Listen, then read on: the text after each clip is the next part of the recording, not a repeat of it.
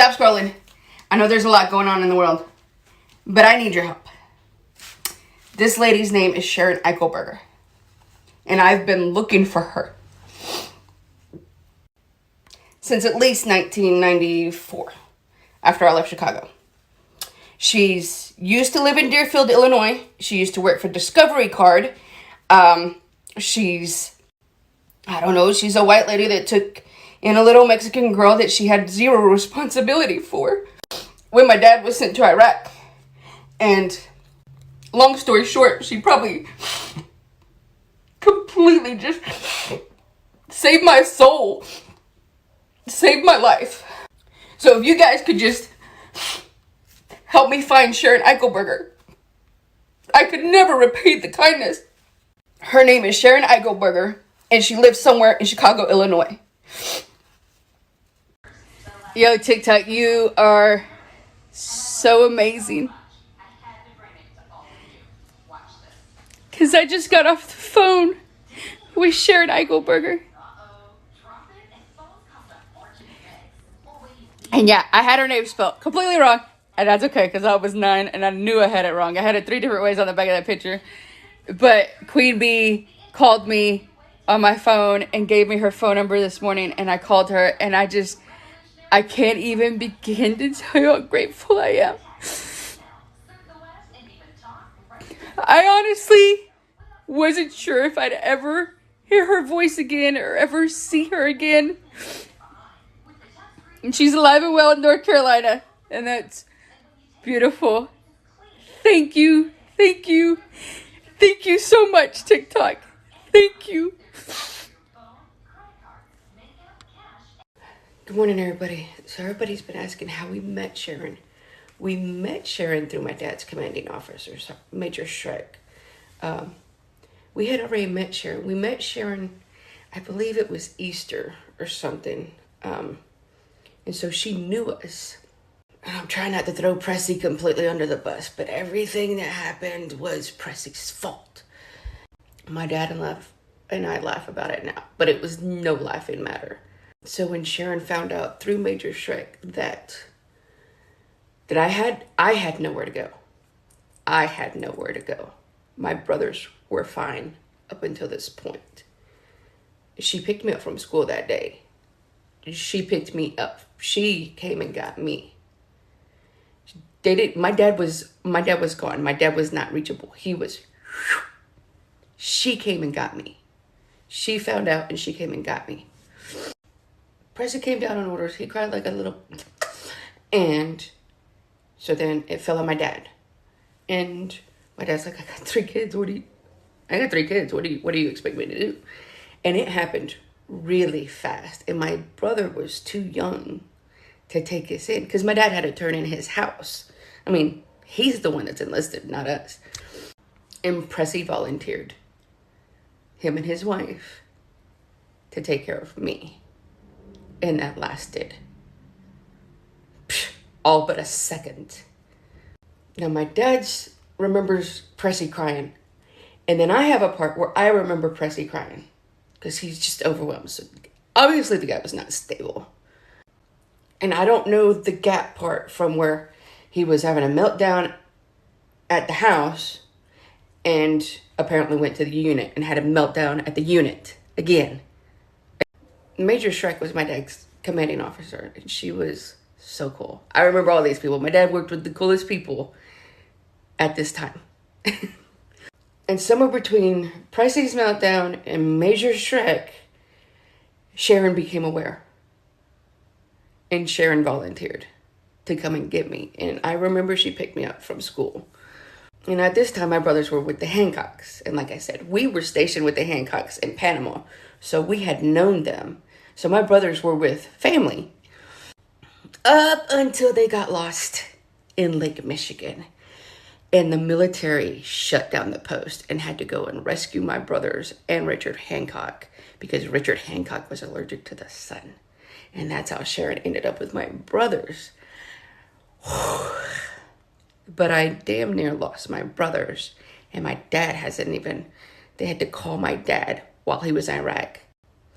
They called my dad while he was in Iraq to let him know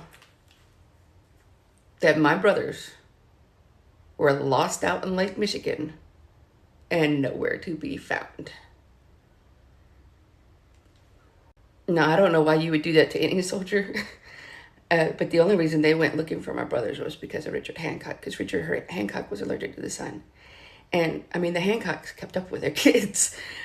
And if it had been any other day and it had just been my brothers and my dad being a single parent and a soldier and just, like, always working,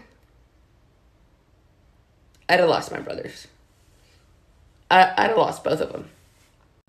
And so I was probably with Sharon by myself for a week or so before she had all of us, all three of us. And like she said yesterday, we had a smooth operation going on, all four of us. It was neat. The four of us worked together at it. Me and my brothers used to fight over who would make the table and get to mix the salad and get to help Sharon do the dishes. And we just loved her. The house was just full of so much love. And she had no children of her own. None. I love that woman.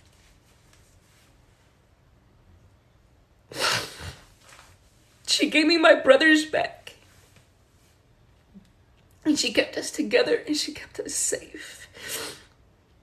And she treated us so good. Because that's just who she is. It's just who she is. Nobody asked her to. TikTok can be so brutal. You guys have over 2,000 comments and a bunch of messages. I'm not trying to ignore you. I'm trying to absorb everything, and I'm trying to at least let everybody know that Sharon Eichelberger has been found alive and well. She is located. I turned off the comments for a little bit on my original videos because I don't want people to continue to look for her, because she has been found. Again, Sharon Eichelberger has been found. Thank you so much for all the support, and I'm sorry if I'm not getting to you fast enough. I'm working on it. So please be patient, and thank you so much for all your love and support. I can never thank you enough. Oh, I'm in the bathtub. I'm just trying to recoup from everything. You guys. So I was talking to my dad, and I asked him what a lot of you asked me while I was on live. And that was how we ended up with Sharon Eichelberger in the first place.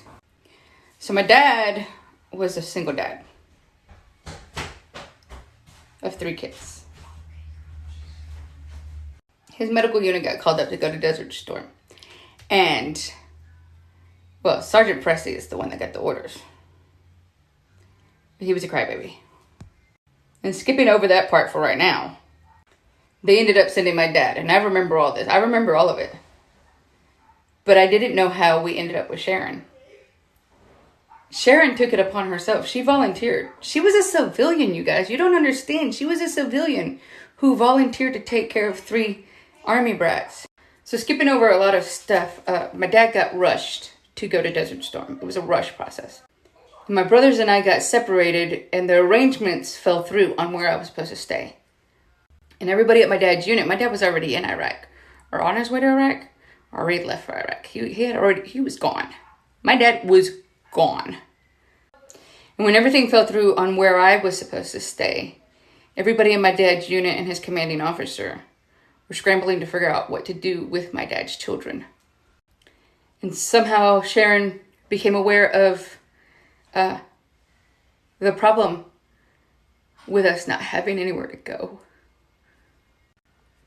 And she stepped up without question, without hesitation, and she volunteered as a civilian to take on 3 children she barely knew. She absolutely volunteered. You guys, I sat down to have dinner with my son. He's 11. And he asked me, "Hey, Mommy, how's your day been?" And he asked me that every day. He's so sweet. And I said, I looked down. What? What'd you say? How's your day been? And I just looked at him and I said, Mijo, this is the greatest day of my life. Next to the day you were born.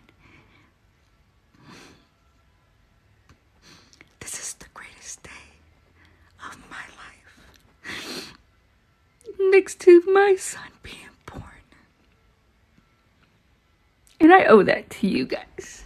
So thank you. Again. Thank you.